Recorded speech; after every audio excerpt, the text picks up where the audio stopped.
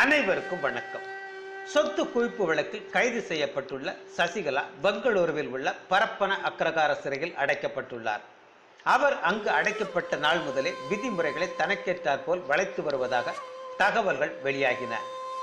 பெங்களூரு சிறையில் சிறைத்துறை டிஐஜி ரூபா மேற்கொண்ட ஆய்வில் சசிகலாவுக்கு சிறையில் சிறப்பு வசதிகள் செய்யப்பட்டது தெரிய வந்தது. அவருக்கென்று தனி சமையலறை இருப்பதும் அதில் தனக்கு தேவையானதை தானே சமைத்து சாப்பிடுவதும் தெரிய வந்தது.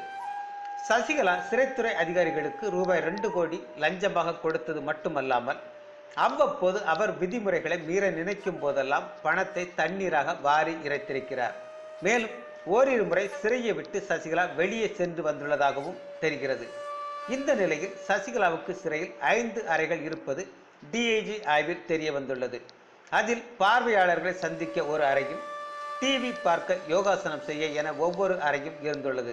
மேலும் சிறையிலேயே சசிகலா குக்கர் வைத்து சமைக்கவும் வசதி செய்யப்பட்டதும் அம்பலமாகியுள்ளது. நாளிதழ் ஊடகங்களில் சிறப்பு வசதிகள் என்று குறிப்பிட்டுள்ளதை பார்த்தபோது ஏதோ 5 ஸ்டார் ஹோட்டல் அறை அளவுக்கோ அல்லது 3 ஸ்டார் ஹோட்டல் அறை அளவுக்கோ இருக்கும் என்று பார்த்தால் போயஸ் கார்டனில் உள்ள காவலர்கள் தங்கியுள்ள அறையே தேவலை போலிருக்கிறது. அவ்வளவு மோசமாக இருக்கிறது. சிறையில் இருக்கும் சசிகலாவை அவ்வழியாக போவோர் வருவோர் பார்த்துவிடக் கூடாது என்பதற்காக துணியால் ஸ்கிரீன் போல் போடப்பட்டுள்ளது. கைதியை கைதியாக பாவிக்க வேண்டும் தான், ஆனால் லஞ்சம் கொடுத்தாலும் அதற்கு ஒர்த்து இருக்க வேண்டும் அல்லவா? ஏமாந்துட்டீங்களே சின்னம்மா, ஏமாந்துட்டீங்களே.